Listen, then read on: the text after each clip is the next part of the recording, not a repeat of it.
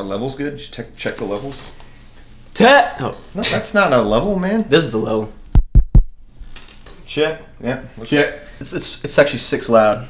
Good morning, afternoon, evening, everybody. We're gonna answer some questions. Your phone. Oh yeah. All right, got some questions. See here. Number 1. Question because we're not gonna. Big guitar tone.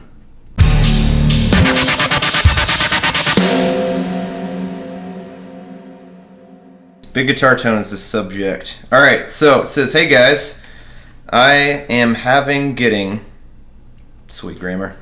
I'm getting a massive guitar sound. All right, it's the grammar that threw me off, guys.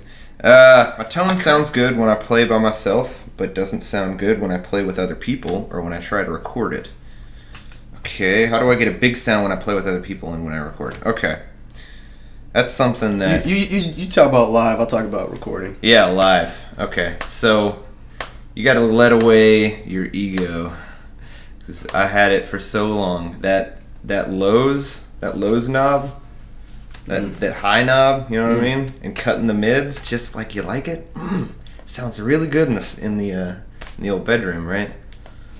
Does not work when you're playing with the bass and drummer who has hi-hats.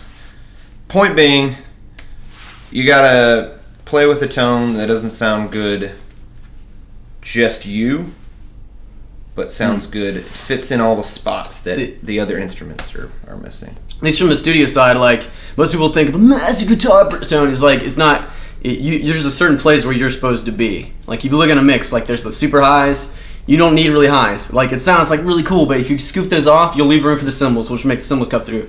Around 200 hertz is that vocal needs to really be right there, so you need to cut there. Lows, you can have a little bit of lows, but that really needs to be saved for the bass, because it sounds better when the bass hits that stuff. If you can really sculpt your tone so it's sitting right there in the mix. So actually using your Spider, I don't know, you seem to be okay with pedals. The best pedal that you can buy right now is an EQ pedal. And start with something like this.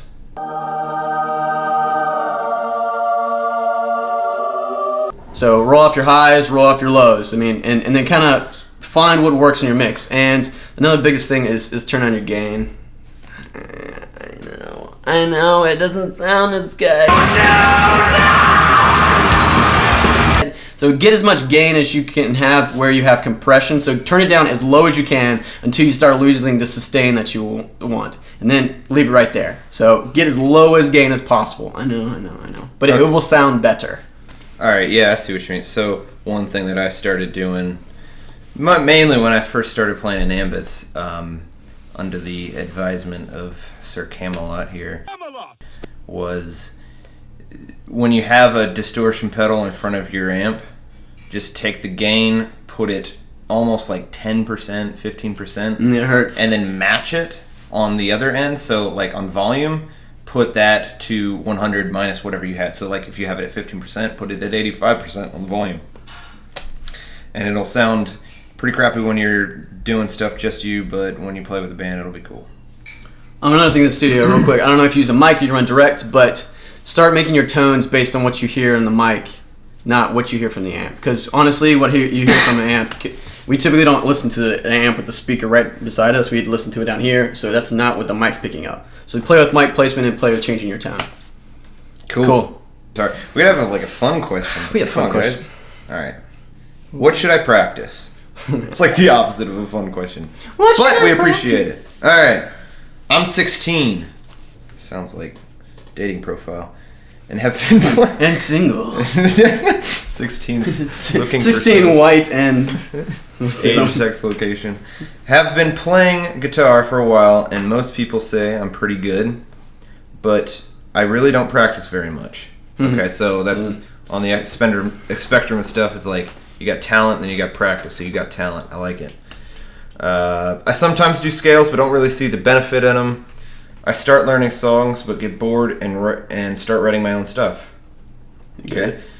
I feel like I'm pretty good, but what can I be better? What should I practice? So essentially, so this is funny. So like, I know if it seems like learning other people's songs. Like, you're obviously super creative. That's cool.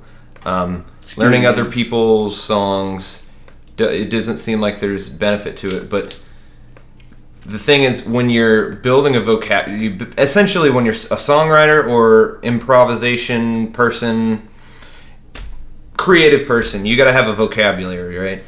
So your vocabulary consists of what words you're going to say musically. So in order to build that vocabulary, you have to listen to the greats, which I know sounds boring. Here's the deal: like people say, like, what I need to practice? Oh, I need to learn this. It's like, no, you need to. It depends on what your goal is. If you want to make money in music, learn to play other people's music. If you're trying to express yourself or create art or have your own thing, it's okay to not play other people's music. What you need to do is focus on learning this. If you're gonna, I'm assuming you're trying to write music because based on what you're saying. What you need to do is focus on learning the techniques that you need to express yourself. So, like, if you don't need sweep picking in your music, don't bother learning sweep picking. But if you feel like you're going to use a lot of like really tight rhythms, focus on learning songs that have tight rhythms, because that would be a tool for you.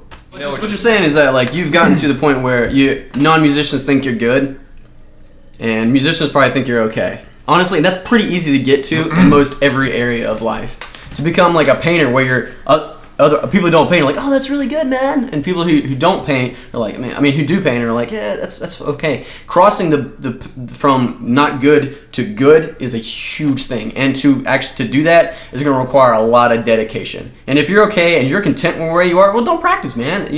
Practice is a means to an end. And if you're already at the point where you're creating music that you want to create, then you're there and you're good, man. If you feel like you're trying to empower yourself to have tools later on, then you should practice and follow in the footsteps of other people. So if you want to play like Tosin Asabi from Animals as Leaders, look up how Tosin Asabi practices. If you want to play like Devin Townsend, like, look up how Devin Townsend practices. Guitar. You know, everybody plays guitar very differently. Everybody has a technique.